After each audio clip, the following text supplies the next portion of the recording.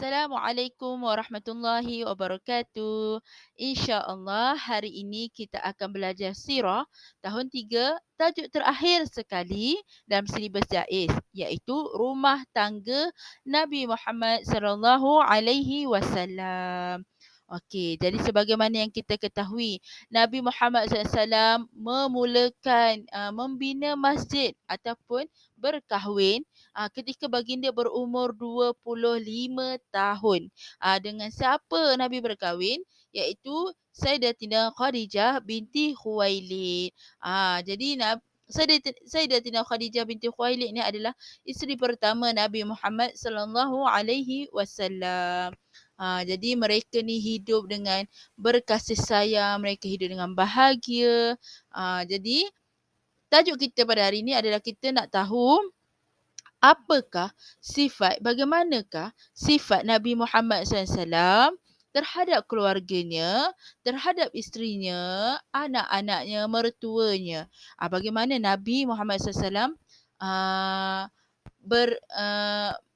berakhlak dengan mereka. Jadi, okey, kita tengok. Sifat Nabi Muhammad SAW dalam berkeluarga. Pertama, Rasulullah SAW sentiasa berlemah lembut ketika berbicara dengan keluarganya. Ya, Nabi sentiasa berlemah lembut ketika berbicara dengan keluarganya. Nabi tak cakap kasar-kasar, Nabi tak cakap marah-marah, tak ada ya.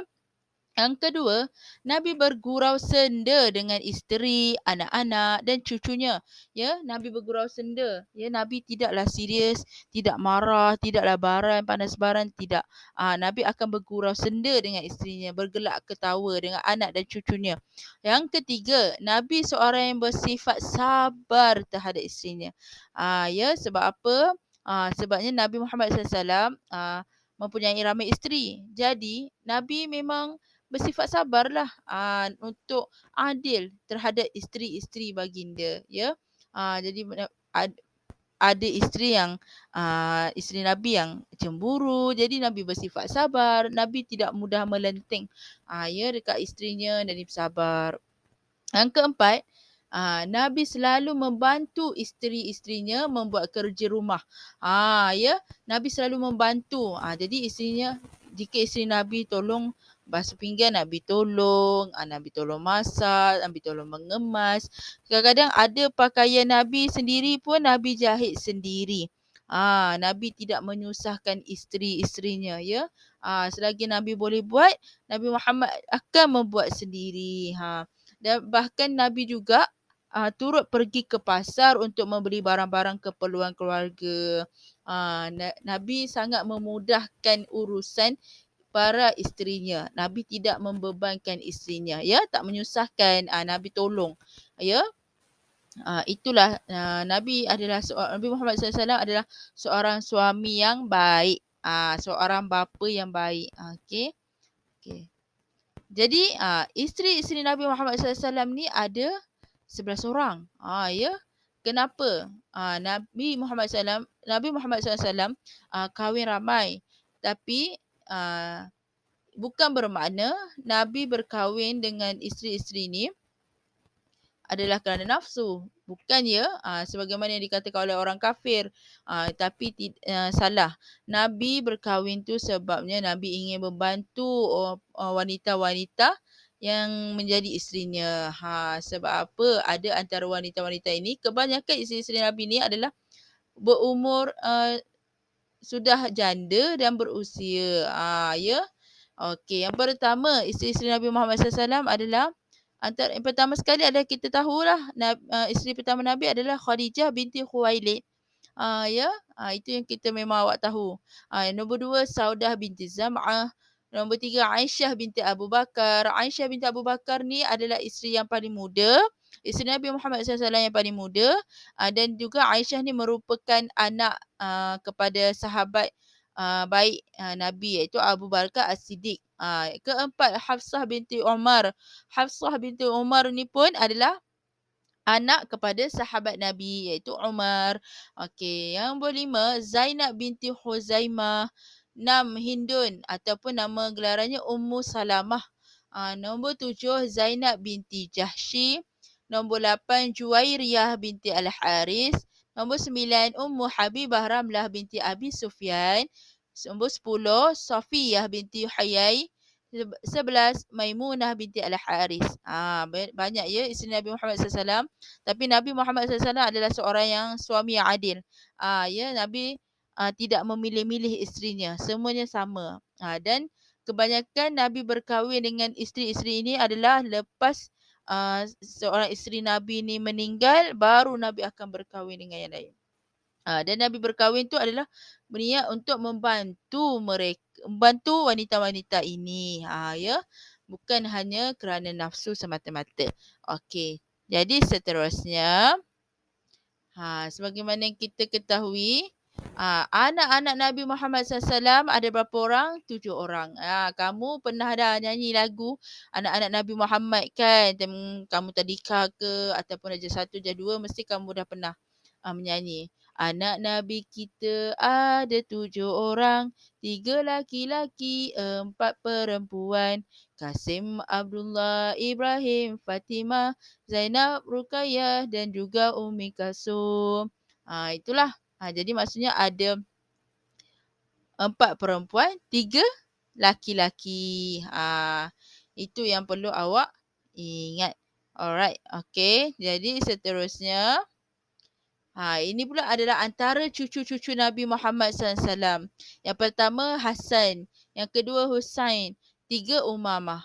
Yang selalu awak dengar Hasan dan Husain kan, antara cucu Nabi yang sangat rapat dengan Nabi, yang sangat manja dengan Nabi Muhammad SAW. Bahkan ketika Nabi Muhammad SAW solat pun, kalau awak pernah dengar, mereka turut bermain panjat-panjat atas Nabi ketika Nabi sedang solat. Tapi Nabi marah tak? Tak, Nabi tak marah pun. Nabi teruskan solat dia macam biasa. Itu menunjukkan apa? Nabi sangat mengasihi dan menyayangi cucu-cucunya, ya. Nabi bergurau dengan cucunya, anak-anaknya. Okey.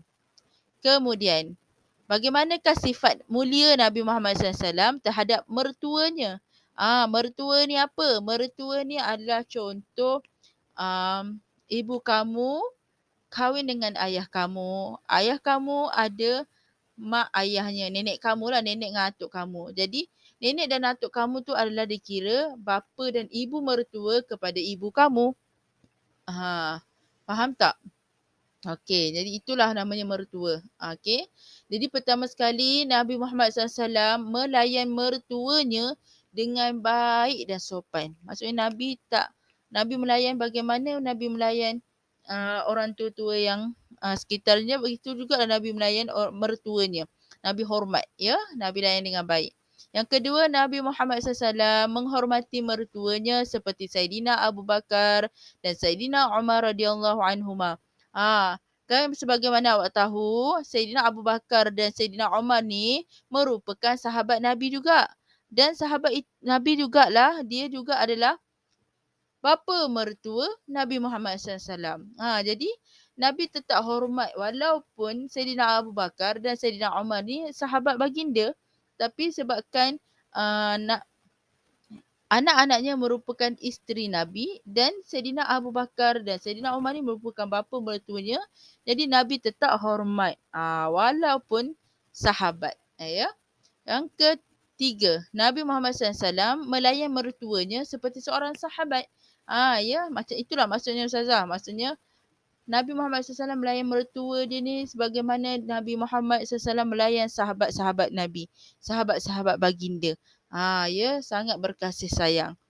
Seterusnya, Nabi Muhammad SAW melayan mertuanya dengan penuh kemesraan, ya.